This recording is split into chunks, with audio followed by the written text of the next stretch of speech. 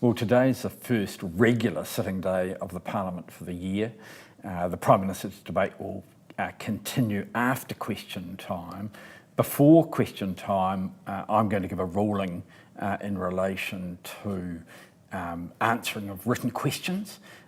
Frankly, it hasn't been satisfactory and there are going to be some consequences of that. We then get into questions where we get a bit more of the well, I don't know if I would describe yesterday as a kind day, but you often at the beginning of a session get a bit more of the biffo and enthusiasm that flows in question time, and it'll be interesting to see how it does go. The first question, Deborah Russell, the Minister of Finance, on the government's economic plan. Simon Bridges on China to the Prime Minister.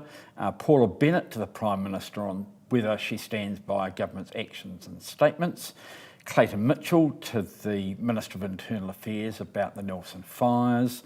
Amy Adams to the Minister of Finance about tax. Judith Collins to the Minister of Housing about Kiwi Build, whether he stands by some of his previous statements.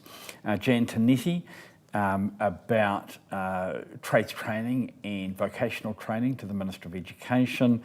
Paul Goldsmith about light rail to the Minister of Transport. Shane Retty, again a question around tertiary education and vocational reform to the Minister of Education. Jamie Strange about the Saudi Agri Hub to the Minister for Trade. David Seymour about welfare payments, and Jackie Dean to the Minister of Tourism about the China-New Zealand Year of Tourism. So we go from that until about dinner time, and the PM statement. Grant Robertson will take the first call on that.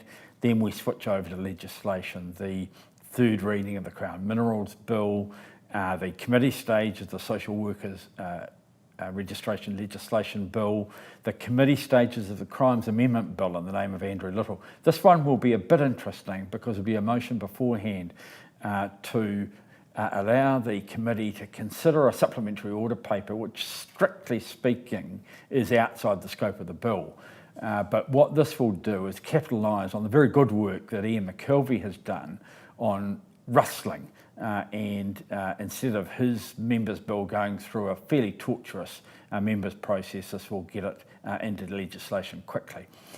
When we finish that, we'll have the committee stages of the Accident Compensation Bill, which will be vaguely interesting because the Minister, Ian Lees-Galloway, is in fact himself a beneficiary of at least of the health part of the ACC system, and will make his way to the chair on crutches following a calf strain. So quite a range of stuff today. And what we're expecting is some more robust debate, possibly than has been in the past.